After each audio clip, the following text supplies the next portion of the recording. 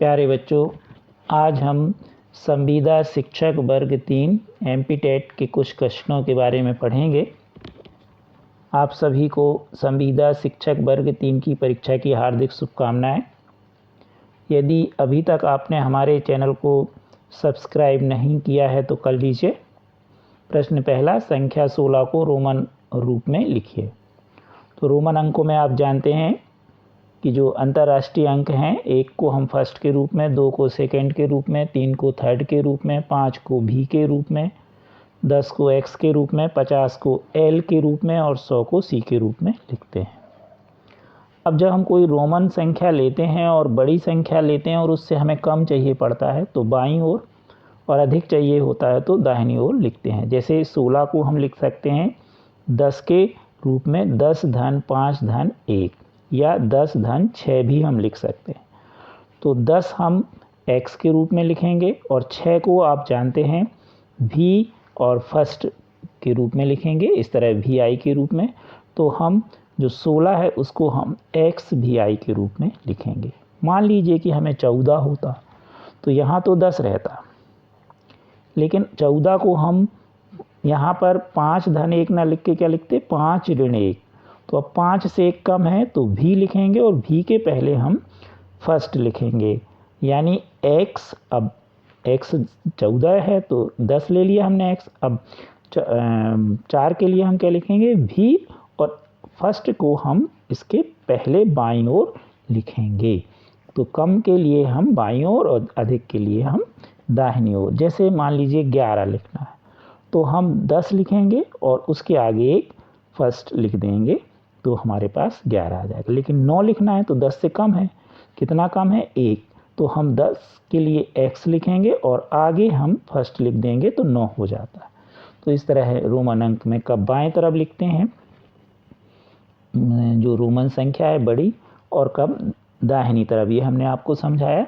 तो 16 को हम x vi के रूप में लिखेंगे। अब ऐसी कुछ उदाहरण आप जरूर लिख लीजिए ताकि आपकी परीक्षा में कोई भी संख्या आए तो बन जाए। प्रश्न दूसरा, यदि सीमा स्कूल जाने के लिए 3 किलोमीटर 8 मीटर कार से, 4 किलोमीटर 600 मीटर ऑटो से, 600 मीटर पैदल जाती है तो स्कूल की दूरी, तो हम इनको जोड़ेंगे। आप जानते हैं कि 1 किलोमीटर बराबर 1000 मीटर। तो हम सबसे पहले कार को देखें, 3 किलोमीटर 8 मीटर यानी कुल टोटल हुआ 3008 मीटर। अब देखें हम ऑटो से तो 4 किलोमीटर 600 मीटर तो हुआ 4600 मीटर। पैदल कितनी गई, 600 मीटर। अब इन सबको जोड़ लीजिए तो आपका उत्तर आएगा 8208 मीटर। तो इसका सही उत्तर 8208 मीटर होगा। प्रश्न तीसरा, एक त्रिभुज के आधार व ऊंचाई का अनुपात 4:7 है, क्षेत्रफल है 87.5 वर्ग मीटर, तो इसकी ऊंचाई ज्ञात कीजिए। तो त्रिभुज का क्षेत्रफल का सूत्र है 1/2 आधार गुणे ऊंचाई, 1/2 लिख दीजिए। अब क्योंकि इसमें आधार पहले है और अनुपात में 4 है तो 4x लिख दीजिए। ऊंचाई में 7x में है अनुपात में तो 7x लिख दीजिए। अब यहाँ 1/2 गुणे 4x गुणे 7x लिख दीजिए, बराबर में यहाँ पर क्षेत्रफल है 87.5 लिख दीजिए। अब 2 से काटते हुए आप हल करिए तो x का x में गुणा हुआ तो x वर्ग। अब 2 और 7 का पक्षांतर करके हल कीजिए तो x वर्ग बराबर आपको मिला 6.25। अब हमें x का मान निकालना है तो हम क्या करेंगे, इसका वर्गमूल निकाल लेंगे। अब हम x में वर्गमूल निकालें तो वर्गमूल निकालते समय थोड़ी देर के लिए दशमलव को छोड़ दीजिए। 625 का वर्गमूल होता है 25। अब दशमलव 2 अंक के बाद है तो 0.1 अंक हो जाएगा। वर्गमूल में जितने अंक आपने लिए हैं उससे आधे हो जाते हैं। तो x का मान 2.5 आ गया। अब ऊंचाई क्या ली थी अपन ने, क्योंकि ऊंचाई थी 7x तो 7 में x का गुणा कर दीजिए यानी 2.5 का, तो 17.5 मीटर। तो इसमें उत्तर आएगा 17.5 मीटर।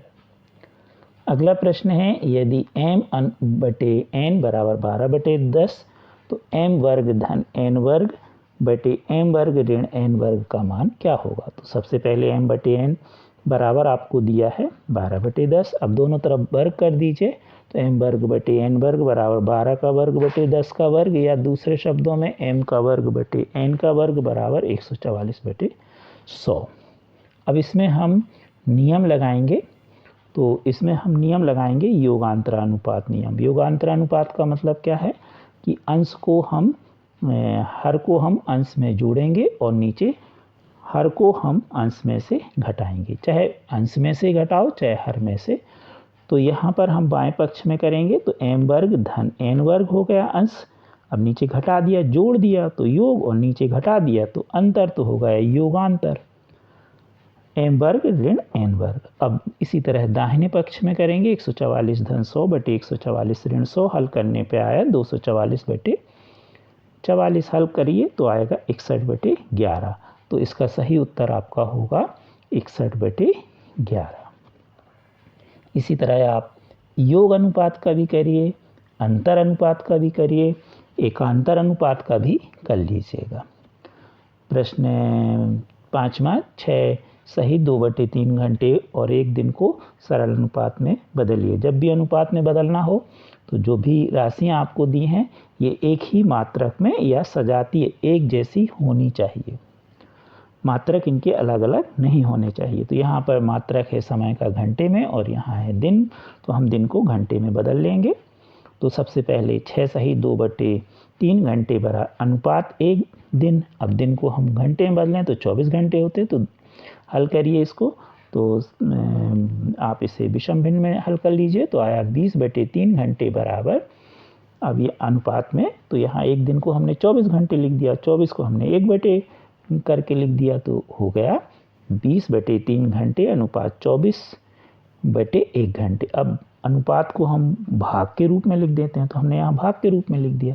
अब भाग को आप गुणा में बदलिए, तो भाग को जब आप गुणा में बदलते हैं तो भाग के बाद वाला भिन्न या परिमेय संख्या पलट जाती है, तो इसको हमने पलट दिया। अब इसको हल किया तो काटने पर आया 5/18 या 5:18। तो इसका सही उत्तर होगा 5:18। इसी पर आधारित अगला प्रश्न है 104 महीने और 13 साल को अनुपात में व्यक्त करिए। तो यहाँ महीने में है समय और यहाँ पर साल में, तो साल को हम महीने में बदल लेंगे। एक साल में 12 माह होते हैं, तो हम इसमें 12 का गुणा कर देंगे तो महीने आ जाएंगे।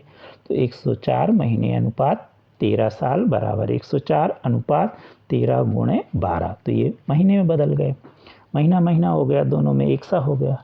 अब इसको आप हल कर लीजिए, तो आप देख रहे हैं हमने यहाँ हल किया है, तो 104/13 गुणे 12 हल कर लीजिए, तो आया आपको 2/3 या 2:3। तो इसका सही उत्तर होगा 2:3। प्रश्न 8वां देखें, वर्गमूल 2025 का क्या होगा। तो इसके लिए आप जब भी यहाँ पर पहले तो आप वर्ग याद कर लीजिए, 1 से कम 50 तक। 1 का वर्ग 1, 2 का 4, 3 का 9, 4 का 16, 5 का 25, 6 का 36, ऐसे।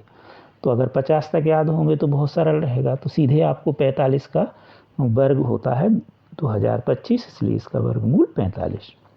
दूसरा आपको हम ये बता दें कि यहाँ पर इकाई में 5 है, तो निश्चित तौर पर जो भी इसका वर्ग होगा उसकी इकाई में भी 5 होगा। तो यहाँ पर 5 ये दो संख्याओं में यानी 45 या 15 सही होगा। इस तरह भी आप कैलकुलेट कर सकते हैं। अब हम 2025 का गुणनखंड निकालें, तो हम गुणनखंड पूरे नहीं निकालेंगे, सिर्फ वहाँ तक निकालेंगे जहाँ तक हमको याद नहीं है। तो 5 का भाग करिए और 2-2 बार भाग करना है वर्गमूल में, और घनमूल में आपको 3 बार, 3-3 की जोड़ी के रूप में। तो 5 का भाग किया 2 बार हमने, तो यहाँ पर आया 81। तो इसको हम लिख देंगे वर्गमूल के अंदर 5 गुणे 5 गुणे 81, क्योंकि 81 का वर्गमूल आपको मालूम है। अब 5 गुणे 5 का हो गया 5 और 81 का हो गया 9, गुणा कर दीजिए तो 45, तो उत्तर आ गया 45। तो इस तरह आपको जल्दी से और कम 10 तक के घन याद कर लीजिए। 1 का घन 1, 2 का 8, 3 का 27, 4 का 64, ऐसे भी कर लीजिए। अब देखें प्रश्न 9वां, 8 का वर्ग गुणे 15 का वर्ग भागित 24 का वर्ग बराबर आपको बताना है। अब सब में घातें एक सी हैं, तो जब घातें समान हो तो जो गुणा में हो या भाग में उसे हम कोष्टक के रूप में लिख सकते हैं। तो हमने यहाँ लिखा और कोष्टक में लिखा 8 गुणे 15/24 और कोष्टक के ऊपर 2 की घात। अब इनको सरल कर लीजिए, काटने पर आपको मिला 5, 5 पर 2 की घात आ गई, 5 का वर्ग हुआ 25, तो उत्तर आएगा 25। अगला प्रश्न है, एक वृत्ताकार पहिए की त्रिज्या 21 सेंटीमीटर है, पहिया 924 मीटर चलने में कितने चक्कर लगाएगा। तो यहाँ सेंटीमीटर है और यहाँ मीटर, तो हम मीटर को पहले सेंटीमीटर में बदल लेंगे। अब चक्रों की संख्या बराबर, तो कुल कितनी दूरी उसने चली, 924 मीटर। अब एक चक्कर में चली गई दूरी होती है उसकी परिधि के बराबर, वृत्त की 2 पाई आर। 2 पाई का मान 22/7 और आर का मान 21, तो हमने यहाँ 21 रख दिया। अब यहाँ पर साथ ही हमने अंश में मीटर को काय में बदल दिया, सेंटीमीटर में, 100 का गुणा कर दिया। अब इनको आपस में काट लीजिए, जैसे हमने काटा तो आपको आया 700, तो कितने चक्कर होंगे, 700। तो इसका सही उत्तर होगा 700 चक्कर। Thank you.